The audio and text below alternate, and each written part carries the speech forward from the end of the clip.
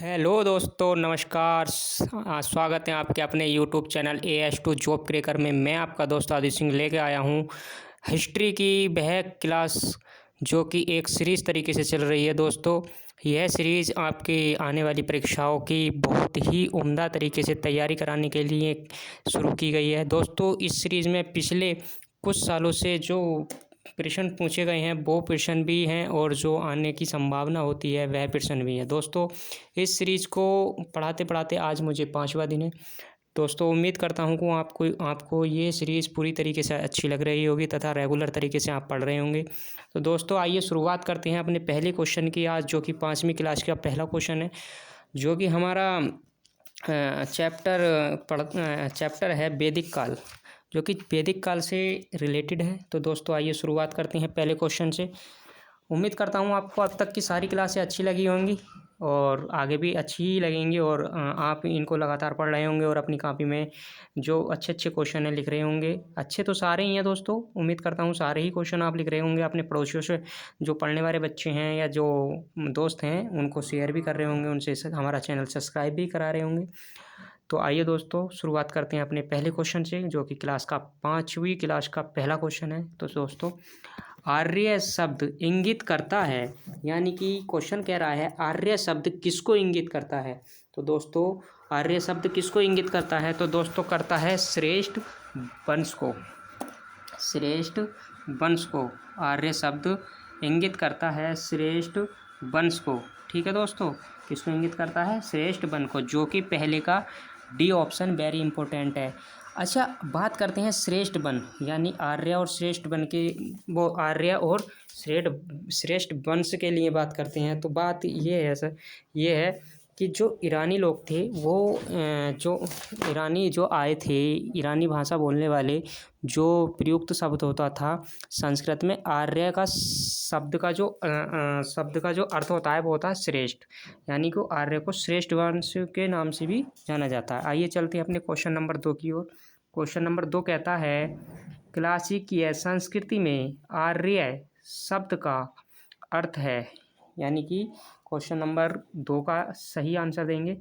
मैं दोबारा पढ़ रहा हूँ। क्लासिकीय संस्कृति में आर्य शब्द का अर्थ है, यानी कि क्लासिक जो संस्कृति है उसमें आर्य को क्या कहते थे? तो वो कहते थे दोस्तों एक उत्तम व्यक्ति, यानी कि क्वेश्चन नंबर 2 का डी आंसर।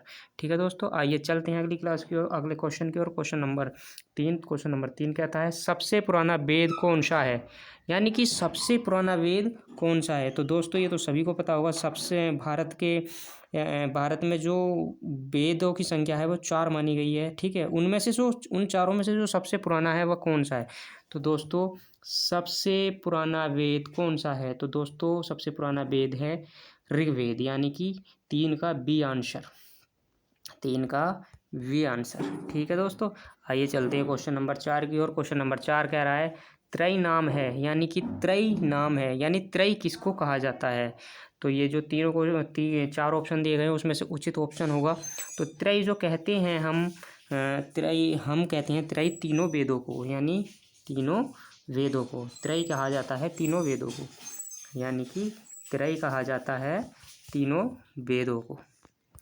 ठीक है दोस्तों, वेदों का उपनाम ही त्रय होता है। ठीक है, आगे चलते हैं क्वेश्चन नंबर 5 की ओर। क्वेश्चन नंबर 5 कहता है किस वैदिक ग्रंथ में वर्ण शब्द का सर्वप्रथम नामोल्लेख मिला है, यानी कि जो वर्ण शब्द है उसका सर्वप्रथम उल्लेख कहाँ मिला है, किस वैदिक ग्रंथ में मिला है? तो दोस्तों, वो किस वैदिक ग्रंथ में मिला है? तो वो मिला है हमारा क्वेश्चन नंबर 5 का A option is right option, Rigveda में। किस चीज़ में मिला है? ऋग्वेद में। ठीक है दोस्तों, आइए चलते हैं अपनी, ये सबसे ज़्यादा इंपॉर्टेंट क्वेश्चन है, PCS तक में ही पूछा गया है, आर पारों में भी पूछा गया है। ठीक है दोस्तों, आइए चलते हैं क्वेश्चन नंबर 6 की ओर। वर्ण व्यवस्था से संबंधित पुरुष सूक्त मूलतः पाया जाता है, यानी कि जो वर्ण व्यवस्था है उससे जो संबंधित पुरुष सूक्त है वो कहाँ से पाया जाता है? बहुत इंपॉर्टेंट क्वेश्चन है, वेरी वेरी इंपॉर्टेंट, इसको जरूर अपनी कॉपी में नोट डाउन करेंगे। तो वो पाया जाता है ऋग्वेद में, यानी 6 का C answer is right answer है।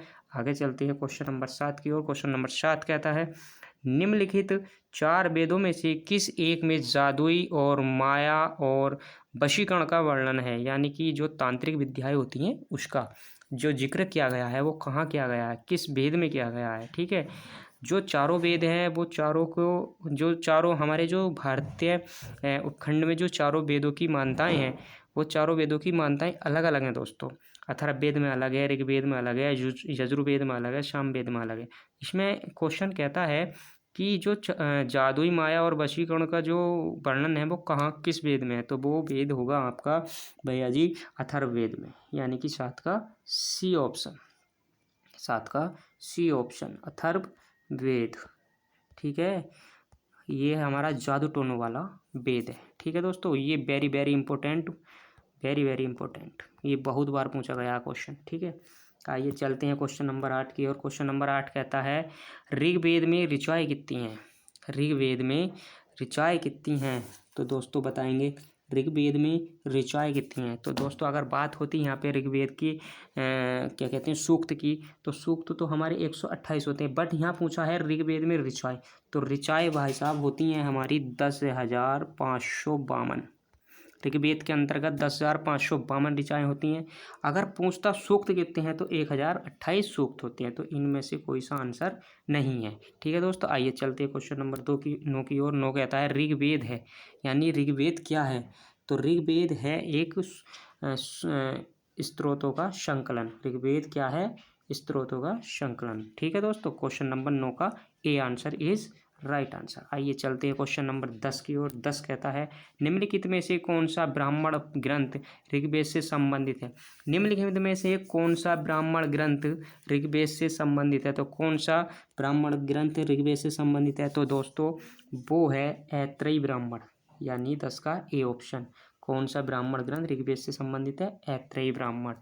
ठीक है दोस्तों, ये वेरी वेरी इंपॉर्टेंट क्वेश्चन है, जो जितने भी करा रहे हैं भाई साहब सभी को नोट डाउन करेंगे, और अपने जो साथी हैं जो साथ के पढ़ने वाले हैं उनको भी ये क्लास है बताएंगे, ताकि उनका भी पेपर अच्छा हो, तैयारी अच्छी हो, और सभी को साथ लेके चलना चाहिए, है ना, क्योंकि समाज में सभी एक दूसरे के भाई बंधु हैं।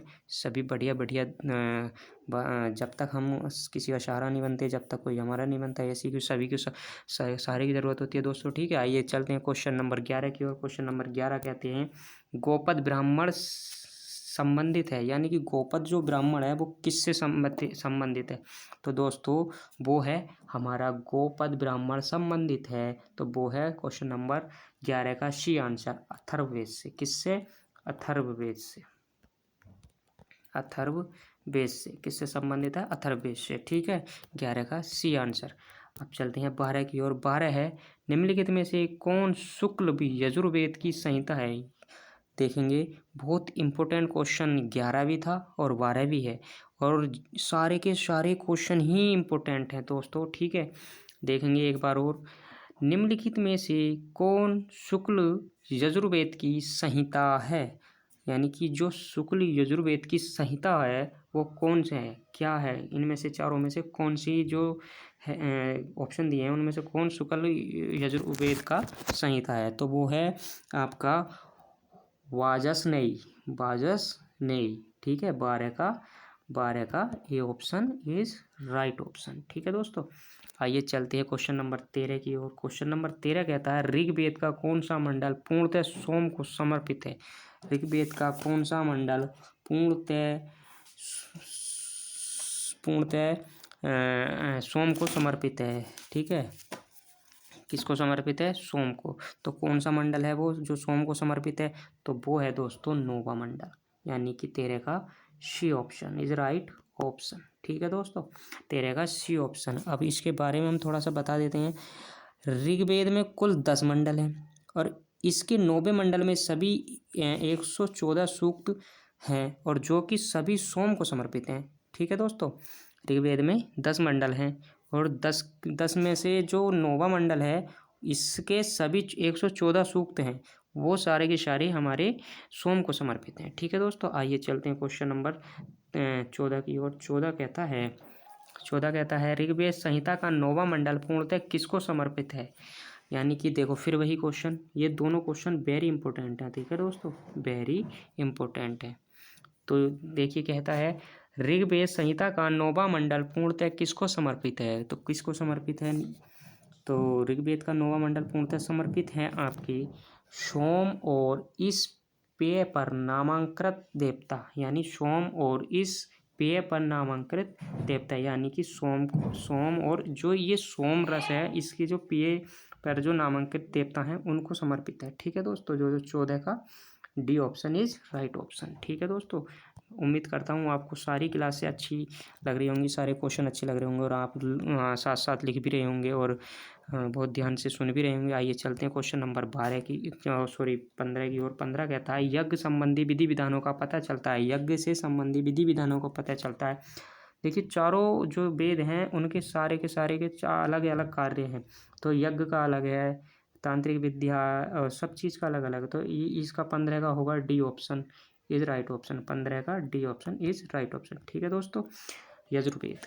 उम्मीद करता हूँ आपको हमारी क्लास अच्छी लगी होंगी और अपने दोस्तों में इस क्लास को शेयर करें, लाइक करें। आप भी इसको शेयर करें, लाइक करें, दोस्तों में चैनल को सब्सक्राइब कराएं। दोस्तों यथावत आपकी क्लासें यूँ ही चलती रहेंगी, आप कोई रुकावट नहीं आएगी। ठीक है दोस्तों, लाइक करें, शेयर करें। जय हिंद, जय भारत।